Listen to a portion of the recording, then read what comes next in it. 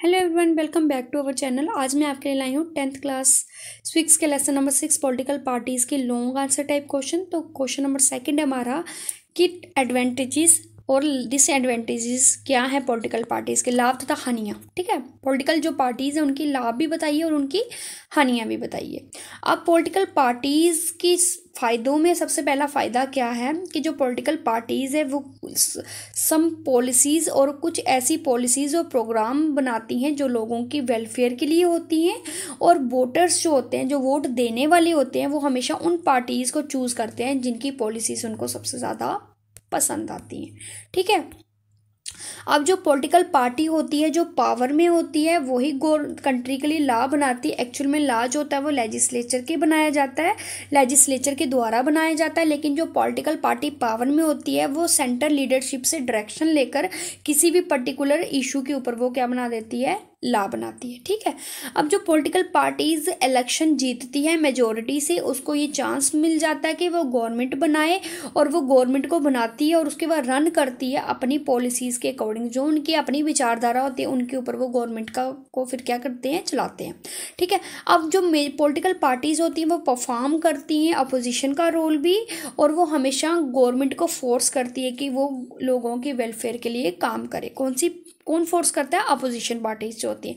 अब इसके डिसएडवांटेजेस क्या है, लाभ तो आपने पढ़ लिया, अब हानियाँ क्या हैं, डिसएडवांटेजेस हैं।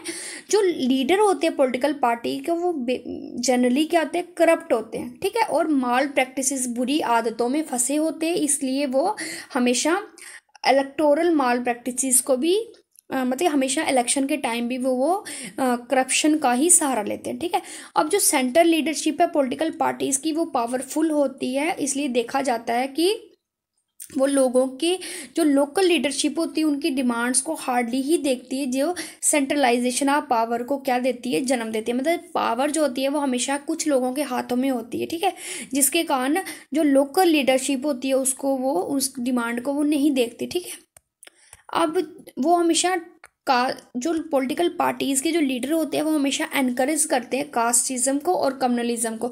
जब भी वो इलेक्शन जीतने के लिए कहीं पे खड़े होते हैं तो वो हमेशा जोर देते हैं कि वो कास्ट के बेस पे, जो कम्युनिटी के बेस पे इलेक्शन जीत जाए। ठीक है, वो लोगों के सेंटिमेंट्स के साथ खेलते हैं। ठीक है, और वो हमेशा क्या करते हैं, किसी एक कास्ट के सेंटिमेंट्स को प्रमोट करते हैं दूसरी कास्ट के खिलाफ, ताकि वो इलेक्शन जीत सके, और इससे क्या होती है, अननेसेसरी हिंसा होती है। ठीक है, वायलेंस होती है, और वो हमेशा क्रिएट करते हैं फैक्शनलिज्म को कंट्री में। ठीक है, वो किसी एक पर्टिकुलर ग्रुप को क्या करते हैं, अनकरेज करते हैं, और बाकी ग्रुप्स को डिस्करेज करते हैं, जिसके कारण क्या होता है, लोग हमेशा फ्रैक्शंस में क्या होते हैं, डिवाइड होते हैं।